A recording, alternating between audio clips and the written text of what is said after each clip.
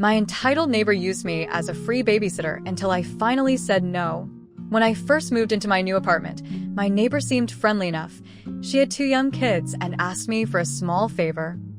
To watch them for an hour while she ran errands, I didn't mind helping out once or twice, thinking it was a neighborly thing to do, but soon, just a favor turned into her expecting me to babysit regularly without any notice or thanks. She would drop her kids off for hours while she did whatever she wanted, sometimes even going out of town. I started feeling like a free daycare, and it was exhausting at first. I tried to be polite and helpful, but the requests kept coming. I'd come home from work tired, only to find her kids waiting at my door. She never asked if I was available or willing, just assumed I would say yes. When I finally said no one day, explaining that I had other commitments and needed a break, she acted offended and accused me of being selfish and a bad neighbor. The situation made me realize how entitlement can make people take kindness for granted and expect it as a given. I set clear boundaries after that, telling her I wasn't available for babysitting anymore, and that she needed to make other arrangements. It was uncomfortable at first because she tried guilt-tripping and passive-aggressive comments, but I stood firm, reminding myself that my time and energy were valuable. Eventually, she stopped asking, and I felt a huge relief. I learned that saying no is sometimes the most loving thing you can do for yourself and others. This experience taught me a lot about boundaries, entitlement, and self-respect. I'm sharing my story to encourage others to recognize when kindness is being exploited and to feel empowered to say no. It's okay to protect your time and mental health, even if it means disappointing others who expect too much. I hope my story helps someone else who might be in a similar situation. After I set firm boundaries and told my neighbor I couldn't babysit anymore, the atmosphere between us changed noticeably. She stopped asking outright, but started making snide remarks whenever we crossed paths in the hallway, saying things like, "Must be nice to have so much free time," or "Some people just don't know how to help others." It was clear she was upset but unwilling to admit she had been taking advantage of me. I tried to keep interactions polite but brief, not wanting to escalate the situation. One day, I overheard her complaining to another neighbor about how ungrateful I was and how she did everything for me when I first moved in, which was frustrating because I had only helped a few times and never expected anything in return. It made me realize how entitlement can twist reality to make the person demanding seem like the victim, rather than the one exploiting others. I shared this with a close friend, who reminded me that I wasn't responsible for her feelings or her bad behavior. Despite the tension, I focused on building positive relationships with other neighbors who respected my boundaries and appreciated me for who I was, not just as a free babysitter, but as a person. I also started saying no to other favors that felt one-sided or draining, which was difficult at first, but ultimately empowering. I learned that protecting my time and energy was essential for my well-being and happiness. Looking back, I'm proud of how I handled the situation, standing up for myself even when it was uncomfortable. I hope my story encourages others to recognize entitlement when they see it and to feel confident in setting limits. It's okay to say no, and doing so doesn't make you a bad person. It's a necessary step towards self-respect and healthier relationships. Over time, I noticed that my neighbor's attitude began to shift. She seemed less confrontational and even started making small efforts to be polite when we crossed paths. I wasn't sure if it was because she realized I wasn't going to be her free babysitter anymore or if she genuinely wanted to improve our relationship.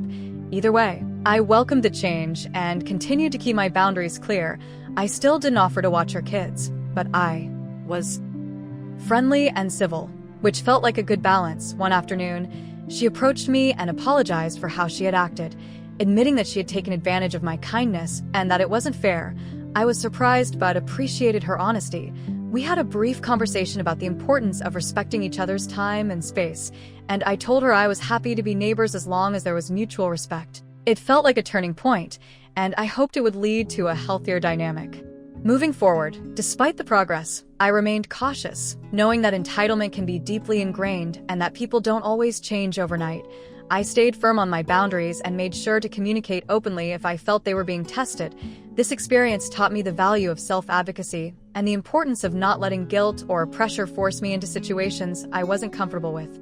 I also reflected on how entitlement often comes from a place of stress or feeling overwhelmed, especially for parents juggling many responsibilities. While this doesn't excuse bad behavior, it helped me approach the situation with a bit more empathy. I hope that by sharing my story, Others who face similar challenges feel empowered to stand up for themselves while maintaining kindness and understanding.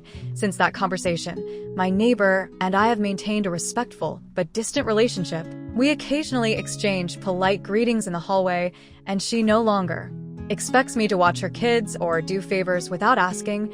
I feel much more comfortable in my own home and have regained the sense of peace I was missing before. Setting boundaries was difficult at first, especially with someone so close, but it was necessary for my mental health and happiness.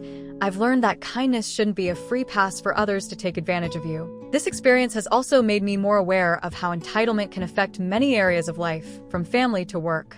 2. Social settings.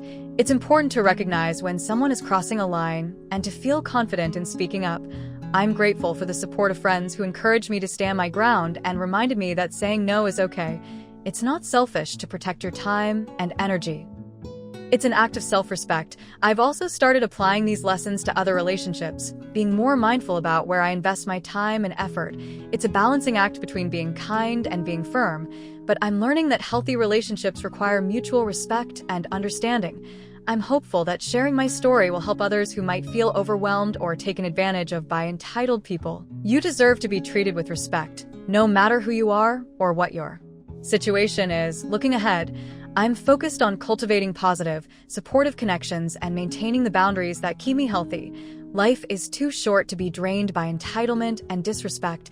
I'm proud of the growth I've made and the confidence I've gained, and I'm excited for what the future holds. Thank you for your patience. Here is the final part of the story reflecting on this whole experience. I realize how important it is to recognize entitlement early and to stand up for yourself before it escalates. My neighbor's behavior taught me that kindness should never be mistaken for weakness or an open invitation to be exploited. I've grown more confident in asserting my boundaries and saying no when something doesn't feel right, which has improved not only my relationship with her but also with others in my life. I've also become more aware of the importance of empathy, understanding that sometimes entitlement comes from stress or feeling overwhelmed, especially for parents juggling many responsibilities. While this doesn't excuse bad behavior, it helps me approach conflicts with a bit more patience and kindness. I hope that by sharing my story, others who face similar challenges feel empowered to protect their time and mental health without guilt. Looking forward, I'm excited to continue building a life filled with respect, kindness, and healthy boundaries. I'm grateful for the lessons learned and the strength gained through this experience. It's empowering to know that standing up for yourself can lead to better relationships and a happier, more peaceful life. Thank you for reading my story. I hope it encourages anyone dealing with entitled people to stand firm, prioritize their well-being, and remember that setting boundaries is an act of self-love and care. You deserve respect and peace, and sometimes the hardest battles lead to the most meaningful growth. Keep standing strong and taking care of yourself.